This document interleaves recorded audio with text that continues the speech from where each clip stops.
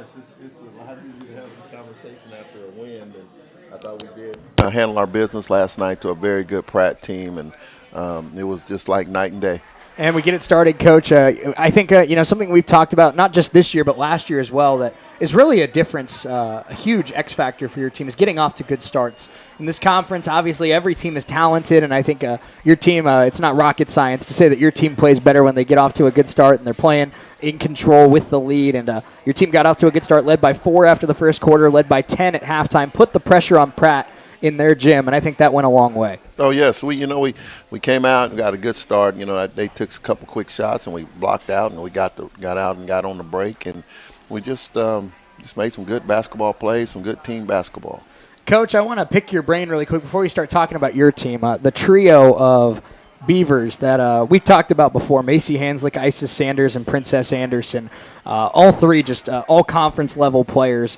And they combined for 67 points last night. Princess had 36, Hanslick had 16, Isis had 15, and most of them, all three of them played 30-plus minutes. So from a coaching perspective, when you see a game like that from a trio of players or a duo of players or what have you, is it almost a good thing that you can game plan around a certain group of players that are going to get all the shots or the majority of the shots, or are you kind of sitting in your chair nervous that a player like Princess Anderson has the ball every possession?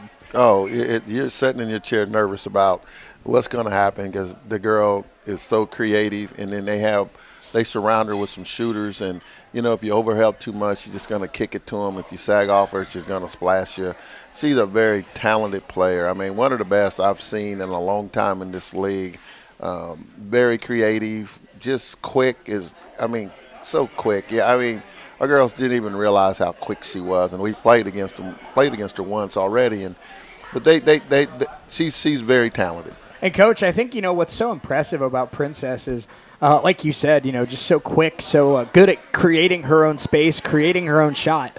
But none of that really matters if you're not hitting shots at a high rate. She's just so efficient. She ended up on the night taking 23 shots, hit more than 50% of them, hit 7 of 11 from 3 and 5 of 6 at the free throw line. I mean, there's no defense for a player that can score like that. Oh, and her threes she made, they wasn't wide open threes. They were hands in her face, and she just was flashing. I mean, just deep. I mean, it wasn't even by that line. She was shooting some deep threes. And, after the game, Coach Sierra and I was talking about what do you do to stop her.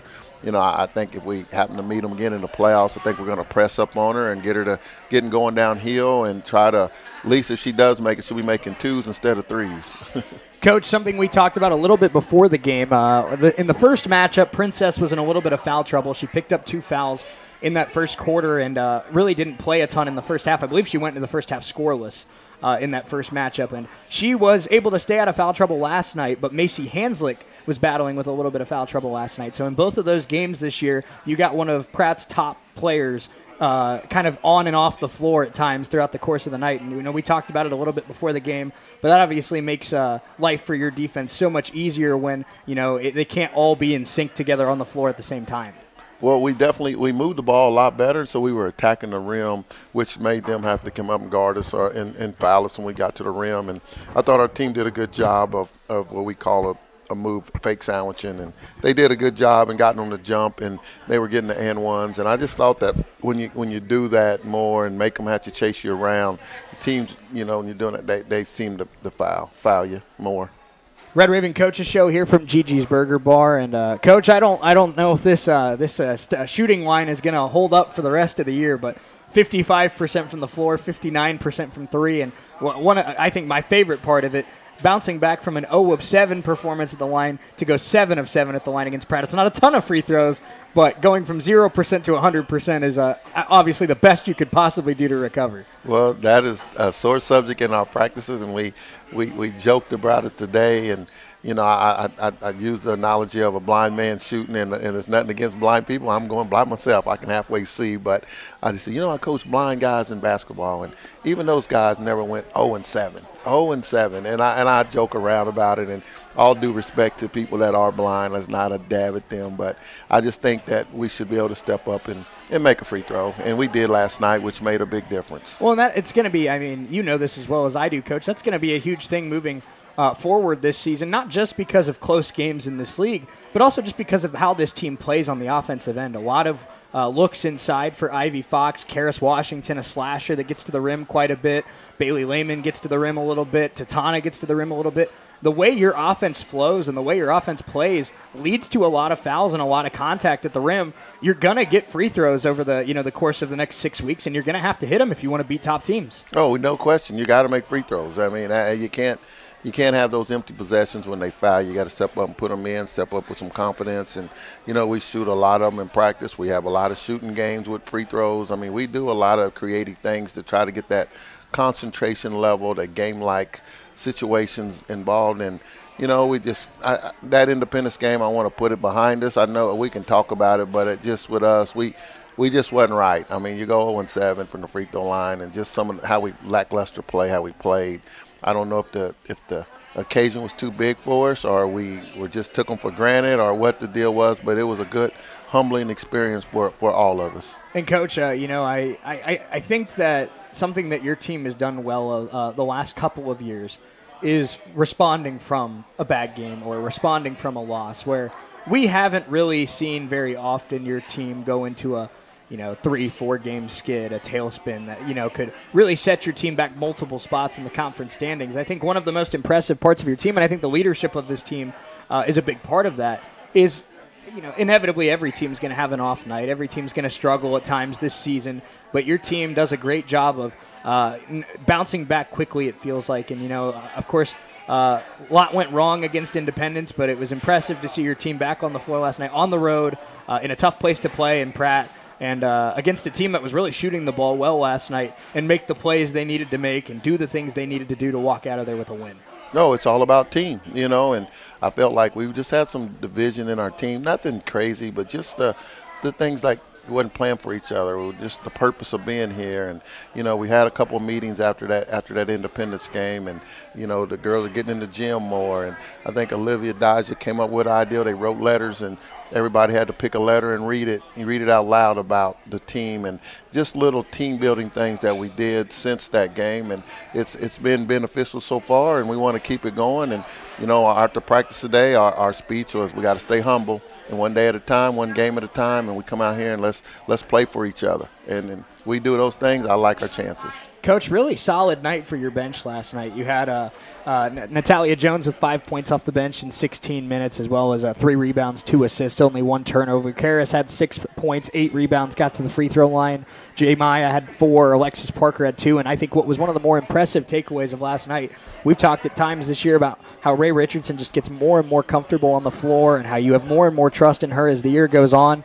Well, I think last night it really came all together. She was running the point well like she has all year, only didn't have a turnover, and she had 10 points, didn't miss a shot all night long. Really, obviously, we know what Tatana's capable of, but if you have that second point guard that can take a little bit of pressure off of her, that goes such a long way. Oh, that goes. Ray played the best she's played all year, and played with some swag, and got out there and just played within herself. We talked about her in our practice today, just like how she just let the game come to her. And she's hit up, she's wide open, hit wide open shots, moved the ball. At first I was a little nervous when Princess was guarding her, because Princess is very creative on the defensive end, but she handled her pressure, didn't have any turnovers, and just kept out there and played basketball, which it goes a long ways. But I'm proud of Ray. Coach, you went with a little bit of a bigger starting lineup against the Beavers with Ivy Fox at the 4, Jordan Snyder at the 5. I thought Jordan really did a good job in that role, stepping up and giving you good minutes at the start of that game, getting some scores inside, and taking advantage of a Pratt team that we know is more guard-oriented than forward-oriented. But your thoughts on how Ivy and Jordan played at the 4 and 5?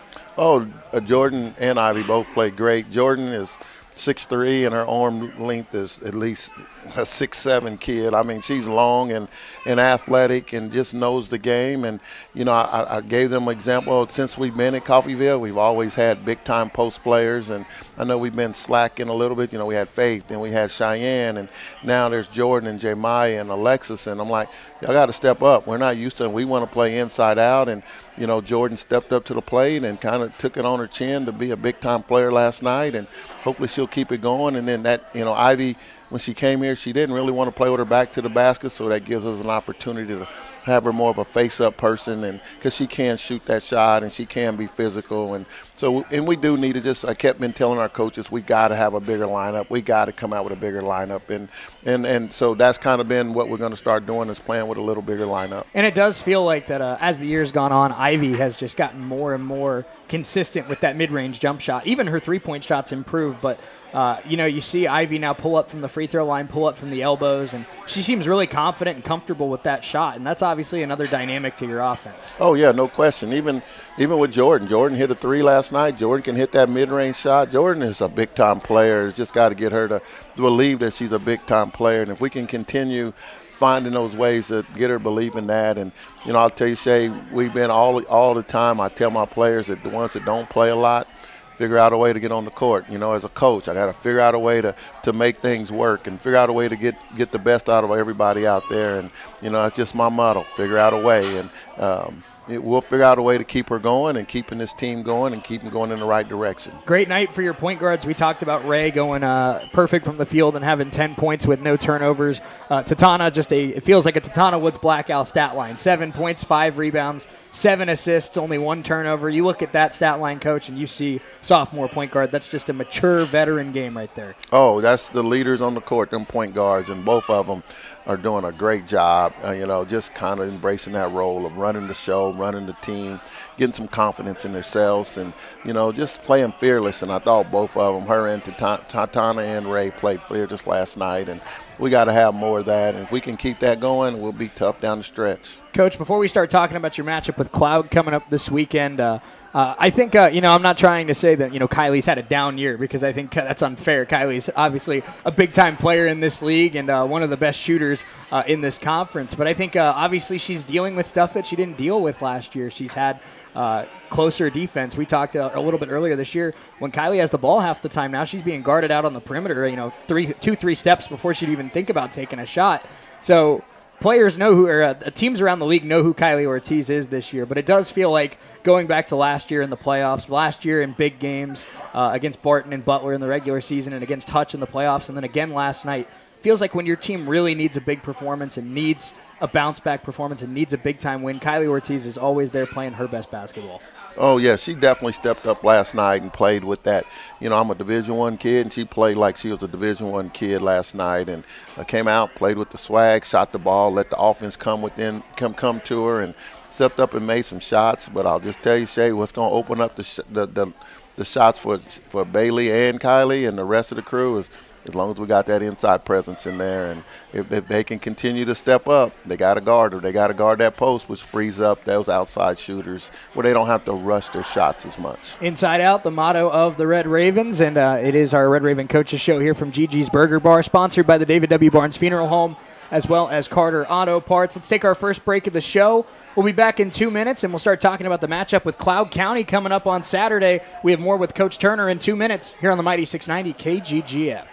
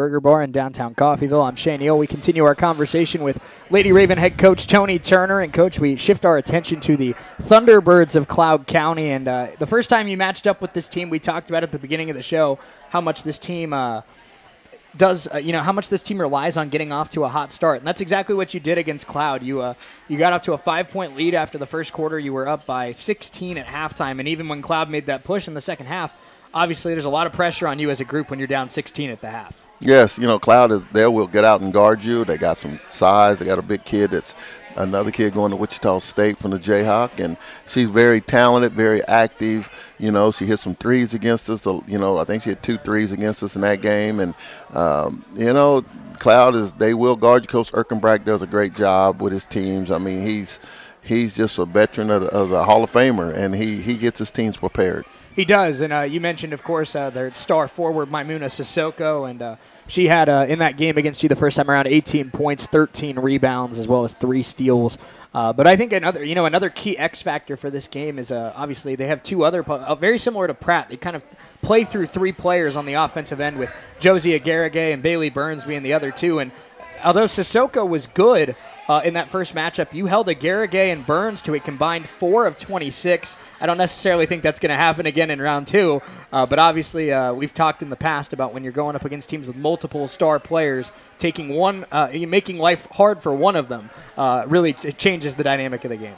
Well, yeah, those all 3 of those players are great players. I mean, if you look at their last few games, they have put up much more numbers, better numbers, or more numbers, I guess, or whatever, for lack of better words. But they've been doing much better, looking to score more, being more attacking, and getting to the free throw line. I think number 22, she has a hard name to pronounce. I think she had 20-something last night against Seward and was like 8 or 10 from the free throw line, or maybe more than that, 10 or 12 from the free throw line. But she definitely is a force, and she gets to the rack, gets to the paint, gets to that rim. Coach, your team's done a nice job on the glass the last couple of games. You out-rebounded the Pirates. You dominated the glass against Pratt last night. But this Cloud team rebounds the ball at a very high level. The first matchup between these 2 teams, it was a scrappy game. Both teams weren't shooting the ball that well. Both teams got to the free throw line a lot. And that first round ended 49-49 on the rebound. So obviously with players like Sissoko and Sarah Wallace that have some size down low, but your team has J. Maya Lyons, who's averaged a double-double in her limited time last year, and you have Jordan Snyder, who's a 6'3" forward down low, and you have Ivy Fox, who's been a good rebounder this year. What's the key in that kind of 50-50 battle where it was deadlocked the first time around to winning the rebound battle, which could be a huge part of this game? Well, I'll tell you, with those numbers, they're great numbers, but since then we do a lot of rebounding drills every day and getting those guards to get in there and get some of those loose balls and finding a body, because Cloud is crashing the boards really hard. And so those guards got to get in there and mix it up for us and find a body and then get to those balls, the 50-50 balls. Coach, another thing your defense has done a good job of this year is forcing turnovers from the opposing teams.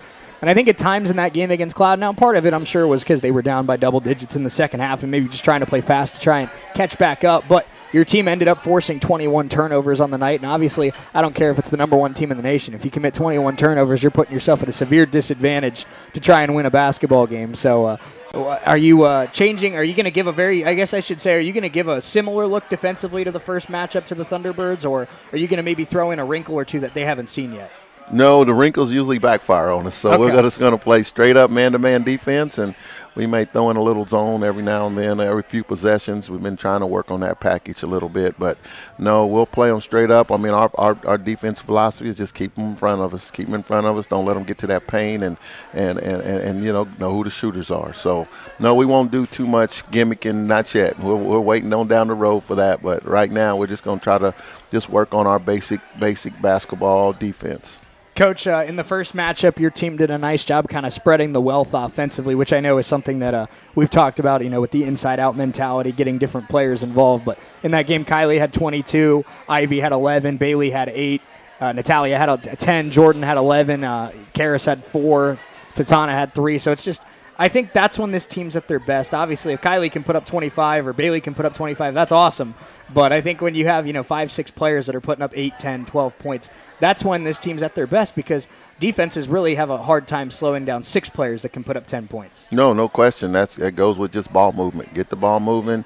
Don't let it stick. Just teams can't catch that ball when you're moving it side to side, and it just helps you get a rhythm shot. And I think that's what from last night. We just had a lot of great rhythm shots. And then even when you take those rhythm shots, it just get yourself in position to get offensive rebounds. So. We definitely want to spread the ball around, get a lot of touches, and, everybody know their role and just go get rebounds and on those missed shots. Coach, you mentioned ball movement, and that's something your team's done at a very high level all year long, with your team being consistently in the top 6 in the conference in assists per game. And I don't think that's a coincidence, Coach. You look at the top 6 right now in the league in assists per game. Hutch, Dodge, Garden, Barton, Butler, Coffeyville. 6 pretty good teams right there. Yes. I think obviously that's the secret, not just to unlocking your offense, but the secret to unlocking any offense is everyone loves to have that star player. I'm sure Princess Anderson had almost 40 points last night, but when you can get 3, 4, 5, 6 players involved, I think that's what really separates the great teams from the good teams. Oh, it just everybody's happy. Everybody gets touches. Everybody gets their percentage of shots. I mean, you know what I mean? If you're not getting shots and you're just out there rebounding or playing defense, it just kind of messes with the morale of things. And at least get to touch it. I want to touch it every now and then. And everybody on our team knows what's a good shot, what's their shot, and we just want to continue getting that ball side top side and making you have to guard us.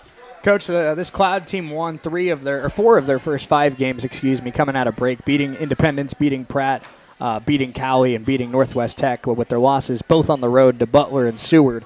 So this team playing at a high level right now, despite not shooting the ball all that well, their defense, their rebounding, their physicality really making up for it. So what do you see from the Thunderbirds this time around that maybe is a little bit different or a little bit more refined than it was 6 weeks ago? Well, they play much better at home.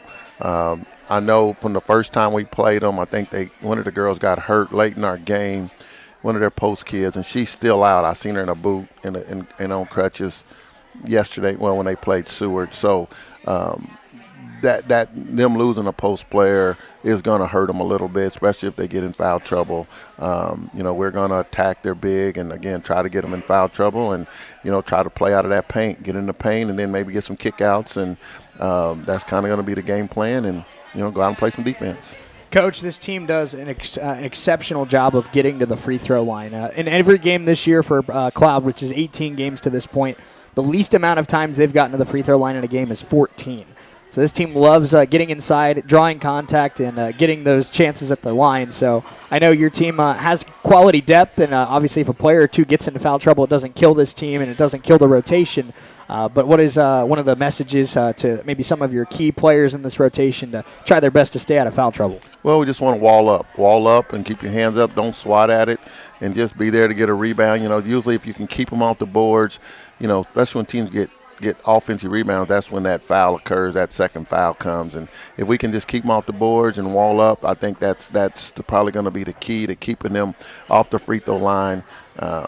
We just got to, be smart, play disciplined defense. If we can do that will keep them off the free throw line. And, Coach, as we put a bow on this first half of the show, your team takes on a Cloud team that you said plays very, very well at home, a team that we talked about a little bit with Pratt. I think Cloud's even a very similar team in the sense that this is a team that's in the middle of the conference standings, but I think it's a team that on any given night could knock off any of the top 5, 6 in this league because of the talent of Sissoko, because they have a couple players that can knock down shots in Burns and Agaragay, because of obviously the depth that they have on that team playing 8, 9 players deep. I think this team is a very I don't even want to use the term sneaky because I think a lot of people know what they're capable of. But heading on the road, heading on another little 3-4 hour road trip on Saturday, what are your overall keys to coming away with a 2-0 road week, which would be obviously huge for this team? Good ball movement and good defense and keeping them off the boards. If we can do that, I like our chances. We want to what we call race the ball up and down the court, and that's transition offense, and just get it moving. Make them guard us. Make us guard us and don't settle. And I think if we don't settle, we take good quality shots that'll help us get offensive rebounds and putbacks, and just extra possessions and easy opportunities are going to be the key. And, Coach, I think obviously it goes without saying that the talent of this team and the depth of this league and some of the trips you have to make from a travel perspective a 2-0 road week is tough to pull off. So if your team able to go on the road and get the win on Saturday, obviously you have to feel good coming back to have a 2-0 week on the road. Oh yes, you can win one on the road, and especially as these long trips, and people just don't understand. We get back at midnight last night, and we're leaving Saturday to go on another 4-hour trip, and it's just the wear and tear on these kids. Is just being out on that bus, these long trips, but. It's part of it, part of the grind, and we'll keep grinding, keep working, and not making excuses. We'll just go in and play the game and battle, and, we signed up for it. We'll just have to deal with it. Red Ravens heading on the road to take on Cloud County on Saturday afternoon, and Coach Tony Turner good enough to join us for the first half of the show. Let's take a 3-minute break. When we come back, Jay Herkelman joins the program. This is the Red Raven Coaches Show brought to you by Gigi's Burger Bar, the David W. Barnes Funeral Home, and Carter Auto Parts. We're back in 3 minutes here on the Mighty 690 KGGF.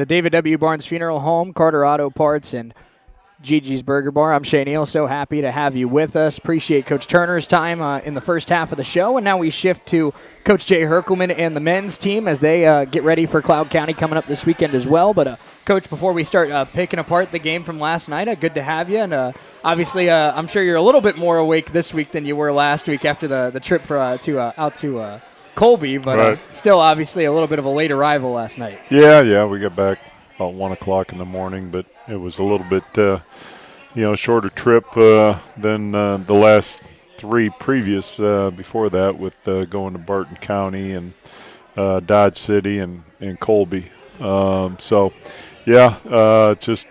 what it is when we live down here in the southeast corner. Coach, your team, this game with Pratt really felt pretty contested throughout. I don't think there was ever a point in the game where it felt like one team was clearly had an upper hand on the other. But throughout the game, kind of both teams exchanging punches. But I think the big takeaway I had was Pratt really went on 2 runs in the second half where there was a 3 or 4 minute stretch where your team wasn't really scoring much, and Pratt was able to build up a little 7, 8, 9 point lead. And the first time your team able to battle back and take the lead. The second time was with about 3 or 4 minutes left, and your team just couldn't quite come all the way back. So what were some of your initial takeaways? Yeah, I mean, we led at halftime. Was pretty happy with just the 1 point lead. We didn't play particularly well offensively. I thought we guarded them well the first half, and didn't make shots. Janai, who's been really good for us offensively, had a tough time getting it going in the first half and didn't make any threes, and Chris had a tough time getting it going too, but we were still up at 1 at half, and then beginning of the second half was like the beginning out at Colby, where they just came out more aggressive than us on their home floor, just getting after us, and they got the lead built up by the first media timeout. And like you said, we fought back and we took the lead. And then it was just back and forth the rest of the way.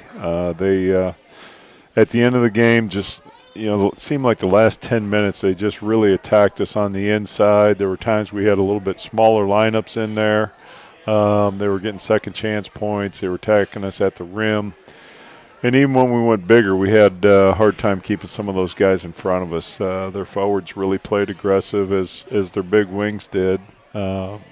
They got one player that didn't play first semester that's really helped them out a lot. I think it's Zion Cruz is his name. But he's a transfer from DePaul, wasn't eligible until semester and didn't play against us first game. And he's a handful. He's a good player. Got in the lane, created a lot of stuff, and gave us some problems. When you mentioned Cruz, and I think a key with him is he's not only a Division I transfer from DePaul, like you said. He's also a guy that played in 30 games in his first year at DePaul. This isn't a guy that didn't get playing time and transferred to try and open up a new opportunity for him. He even started a couple games at DePaul for them. So this is a guy that not only was D1 out of high school, but has some D1 playing time and some D1 experience. And like you said, he just gives that team it feels like a guy offensively that attacks that they really didn't have. That reminds me a lot of 2 of their players last year in Metcalf and Obucheri. Right. Yeah. He. Very similar. But he just gives them a different scoring threat. It's a nice piece to add. He actually got eligible, played against South Plains, who's the number 1 team in the nation. They go down there and they play them, and it's a 5-point game. They lose by 5 down at South Plains. And, and then they go to overtime with Butler, but Zion doesn't play that game because he actually got ejected out of a game already. And so he had a 2-game suspension, so he didn't play against Butler, and Butler beats him in overtime. But then he came back the game before ours, and then last night, he's a good player, a lot of skill.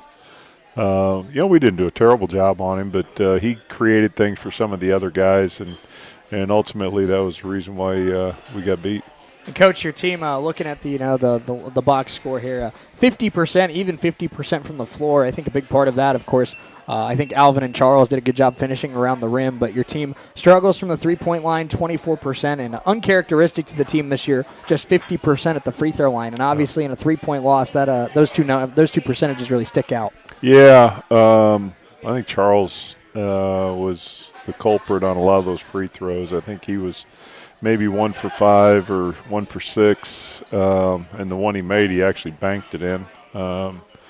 He struggled. It hurt us. He was playing good offensively. He was aggressive. The guys were feeding him the ball. He was aggressive around the rim.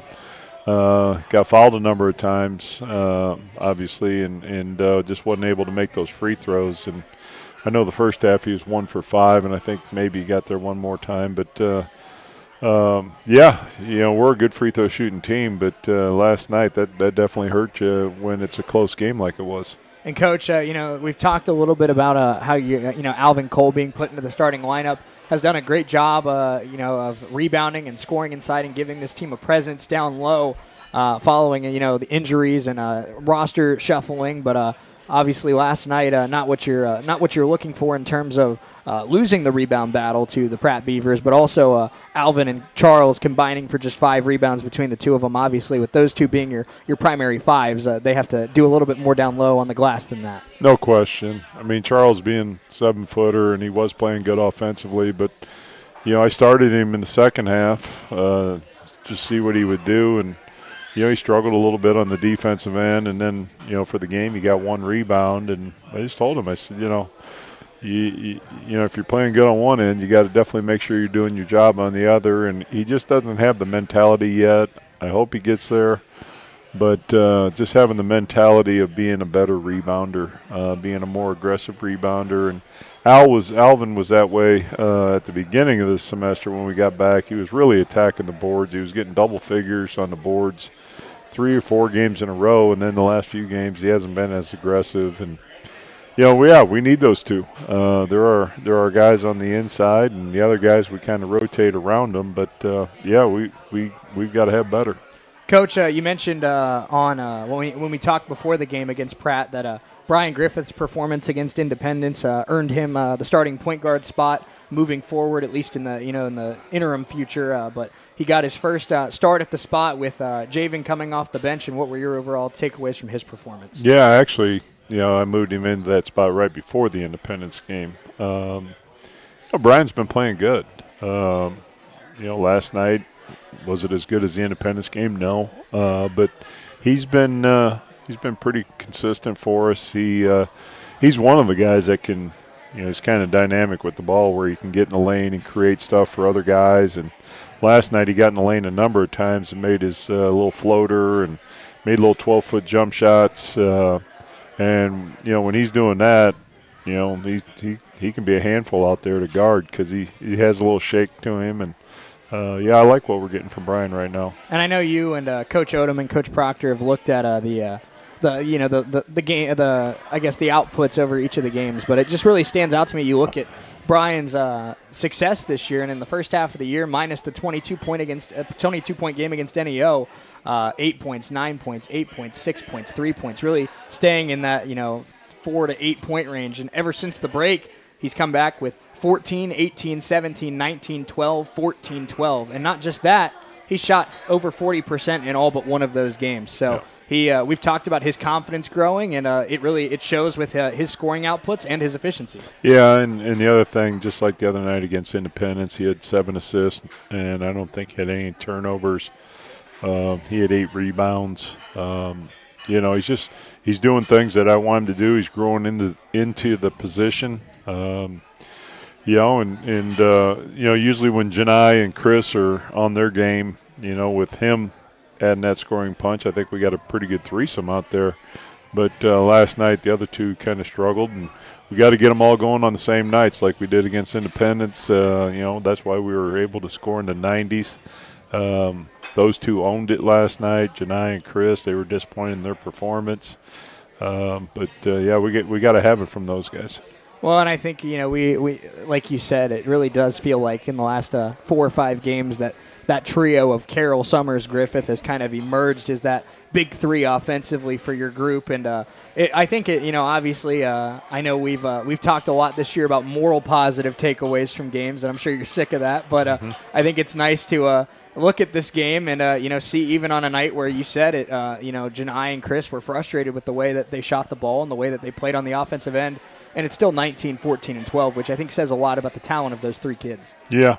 I mean, Janai, that just, as much confidence as I have in him on the offensive end, started late in the first semester, carried over just the work he's putting in, as we've talked about. He's shooting mid-40s from 3 in the last probably 6, 7, 8 games. And I got a lot of confidence he can hit the mid-range. And last night he just, I don't know, it's being on the road. It's a different environment. It's just what it is. But you got to be able to do it on the road also. And he just, he's 2 for 9 from 3 last night and couldn't get it going. He finally made one shot at the beginning in the second half. It was a late clock, threw one up from about 35 and made it, and I actually thought, well, maybe he's going to get going with this one, and we weren't able to do it. And I think, you look at Janai and Chris and just the way they've played over the last month, like you said. I think what impresses me is everybody, myself included, I'm guilty of this, likes to talk about what they can do scoring the basketball, finishing around the rim, shooting from the outside, delivering at the free throw line. But I think it really, I think especially with Chris, but Janai as well, they've just really become full-fledged good players. Chris and Janai have obviously the wingspan and the size and the athleticism, and I think they've both played very solid defense over the last couple weeks. And I think Chris obviously has put up 8, 9, 10 rebounds in the last couple of games as well. I think Janai is seeing the court better. I know he's not a primary ball handler, but I think he sees the court better than he did early on in the season. So it's not just what they've been able to do scoring the basketball at times this year. I think you're seeing the growth and development of them into complete players as well. Yeah, they're both getting better defensively. We've had quite a few conversations about that, they're both recruitable guys to the next level, and they're getting noticed because of their offensive numbers, and then coaches really start diving into their games and calling me. And just as an example, in the last 24 hours, I've had 3 calls about Janai from Division I coaches, and they're all intrigued, obviously, by his offensive talent, but then they want to know the rest of the game. And that's what I tell those guys. I said, they'll get attracted to you because of offensive numbers, but they won't put their stamp on you to the head coach if you aren't doing all the other things. And that's guarding and being tough and playing with discipline and going and rebounding the ball. And I pass that on to those guys so they know it's not just coming from me, but it's also coming from those guys at the next level that they want to get recruited at. And I think you hit the nail on the head. I think, this applies to every level of basketball, but especially at D1, where, offensive talent and ability and potential can get you the scholarship offer, but defense and rebounding and IQ is going to get you the minutes on the court. Yeah, there's no question. And as much as we talk about it with our guys, about the toughness and the discipline thing and the want to, they're just we haven't gotten it consistently enough from our guys, and I'm still hopeful that it's going to happen. I see glimmers here and there, but we got to see it more consistent. Red Ravens about to head to Cloud County on Saturday for a matchup with the Thunderbirds, looking for more success the second time around in that matchup. Let's step away for our final break of the show. We'll be back in 2 minutes with more with Coach Herkelman. It's the Red Raven Coaches Show presented by the David W. Barnes Funeral Home, Carter Auto Parts, and Gigi's Burger Bar. We're back in 2 on the Mighty 690 KGGF.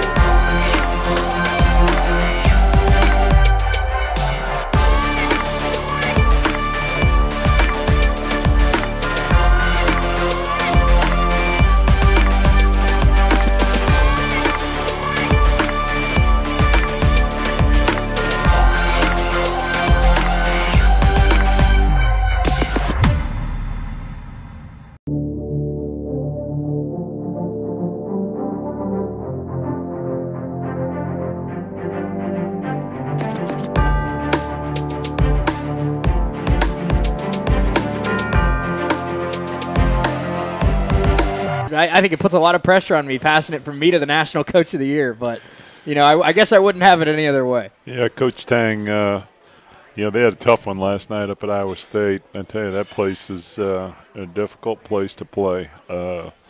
They call it Hilton Magic up there, and it's the mystique of Hilton Coliseum. And me being an Iowa guy, I know about it. But you just see the Big 12 schools go up there, and one, they're a very talented team.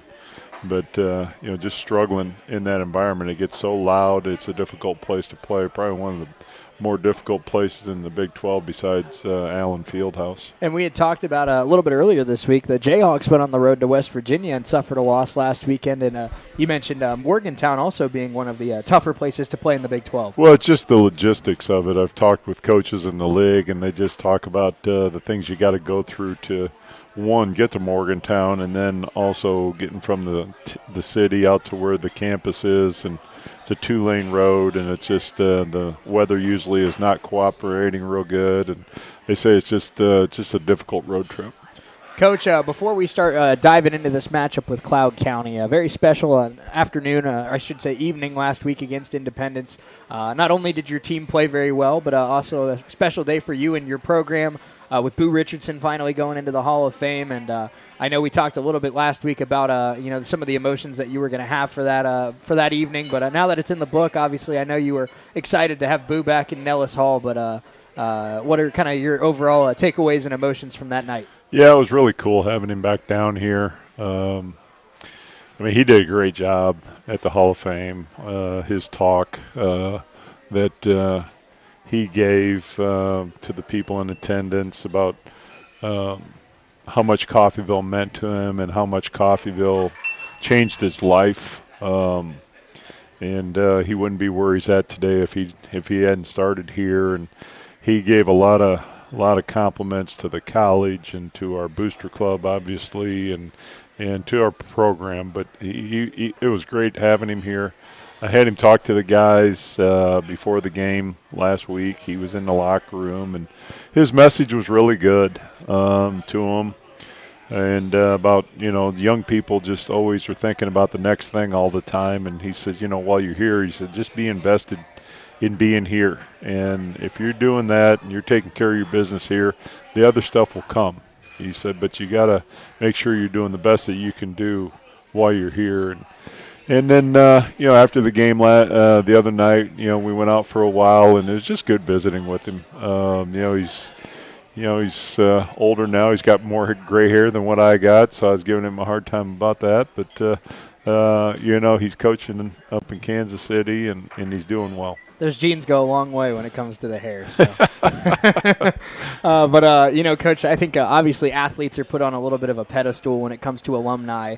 But obviously, not just with athletes, but obviously alum of Coffeyville Community College that have been successful, whether it's in the workplace or in athletics or in other areas of life, community involvement. I think obviously it goes a long way towards the brand and the image of the college. But obviously, when you have players like Boo Richardson, when you have players like Tyler Perry, where they're sensational basketball players, but also are known for being good people and good ambassadors for the university, that's almost even cooler than knowing that they're good players. No, it really is. They say nothing but great things about our program here and about the school and about our community. And when you got guys that are like that are known for their basketball, but also the type of people that they are, yeah, it's really it's a great thing for us. We talk about this matchup with Cloud coming up this weekend, and the first time you played Cloud, one of your tougher outputs of the year offensively, shooting just 21% in that game, only putting up 43 points. And I know we've talked about their style of defense. It's kind of that switching amoeba-style zone is the wordage you used the last time around. And when you're looking at film from that first game, what are some of the ways that you intend to try to attack it this time around? Well, we didn't do in the game what we practiced. You go into the game and you try to simulate what they do the best you can in practice. It's so different. And, at that time it was our second conference game, and our guys were still not comfortable with everything that we're doing. And the stuff that we told them they had to do to be successful, we really didn't do as well as what we needed to. And it is a difficult defense to play against. It's just different, the way they play it, and they've got a bunch of veteran guys that have been doing it for 2 years. They know how to switch guys off and take the next man and fill gaps, and you got to really execute your stuff. You got to move the ball. You can't hold it. The ball, if it sticks, somebody catches and just holds it, their whole defense adjusts. So you got to keep the ball moving. You got to keep bodies moving, and so hopefully this time we're going to have a little more discipline on that end of the floor. We worked on some stuff today, and we will again tomorrow, and we're going to need to do that. It's always a tough place going up there. It's it's a good 4 hours to get up there. It's an afternoon game. It seems like every year we go up there, and I don't know why, but every year we go up there, they seem to have their homecoming and Hall of Fame on the same night. And we got an email earlier this week that said they're going to have their homecoming and Hall of Fame. So there's going to be delays, between the games. There's going to be a little longer halftime, and I get that stuff goes on, but man, it's every time we go up there that this thing goes on. So it's I don't know why we're the one that gets the short end of the straw on that deal. I was gonna say maybe it's some sort of a under the table compliment that they just know that you're gonna draw a large crowd. I don't know. It's maybe, but I tell you, a lot of good teams in this league. They could spread it around. Yeah, they sure could. It wouldn't bother me at all. That's for sure. Coach, we talked about it a little bit before the Pratt game as well, but something that's going to be really interesting for these next 3-4 weeks when you go up against teams for the second time is there's some drastic differences right now with the way that your roster and your rotation set up versus the first time that Pratt saw you, versus the first time that Cloud saw you. So I don't know if I'd call it an advantage or not, but it's going to be an adjustment period for Cloud at the beginning of that game because they're going to be seeing players that they didn't see the first time around. Yeah, the first time we played them, we had 3 different guys in the starting lineup. We had Javen Kofer was starting at that time, and now Brian is. But we had Isaac Jackson and Boubacar Keita were our starting forwards, and they're not even playing for us anymore. So, yeah, I was watching that game actually today, and about the same thing. That we look a lot different now than what we did at that time.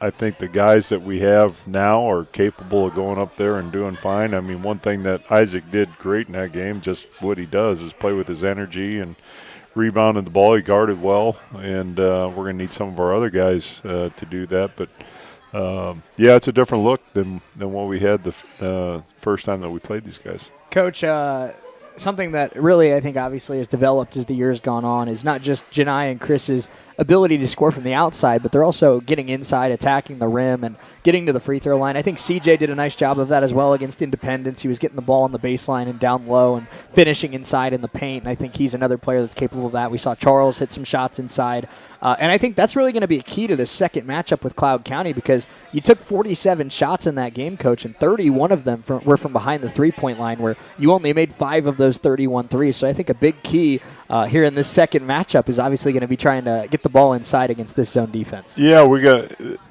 to attack the rim better, and for the most part, as we've talked about, we're a good free throw shooting team.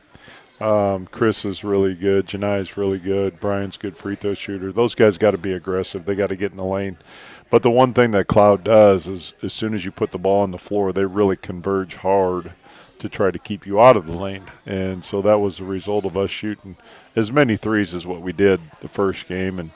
And at that time, our inexperience really showed, having just the lowest output of an offensive team that I've had here, I think, of just 43 points. I wasn't disappointed in our defense. I mean, we held them to 63.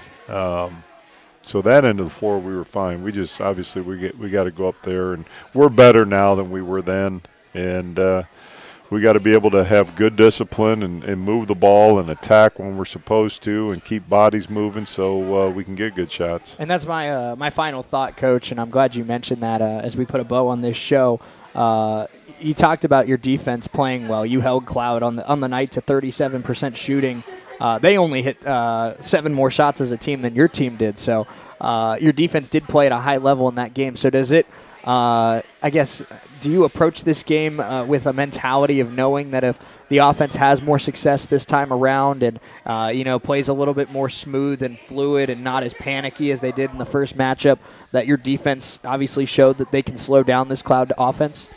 Well, every game's different, and they're going to be playing at home now in front of probably what will be a pretty good crowd. So everybody's more comfortable when they're at home. So our defense is going to have to be even better than what it was here, along with our offensive execution and shot making. I mean, you and I have talked about, the end result is, why do certain teams beat other teams? I watched the Indian Hills game when they played these guys, and they beat them double figures, and I'm like, well, what did they do? Well, I watched it, and they didn't do a whole lot different than what we do, but they made 12 threes. Last night, Seward County, I'm watching the game against Cloud after our game, and it was later than ours, and I'm watching it, and I'm like, wow, Seward's hanging with these guys, and Seward was ahead of them. Well, one of the players for Seward made 9 threes by himself, and, that's what you got to do. You got to be able to make shots, and, hopefully we're going to be able to do that. We didn't do that last night. It cost us a game, and Saturday when we go on the road again, I hope that we're going to make some shots. Road Ravens back in action on Saturday afternoon when they take on Cloud County on the road. And that does it here for our Red Raven Coaches Show tonight. Big thanks to Coach Turner and Coach Herkelman for joining us as always. Big thanks to the David W. Barnes Funeral Home, Gigi's Burger Bar, and Carter Auto Parts for having us, or for sponsoring the show as well. And now we send it back to the programming here on the Mighty 690. Until next time, I'm Shay Neal saying so long from Gigi's Burger Bar, and we'll talk to you next week here on the Red Raven Coaches Show.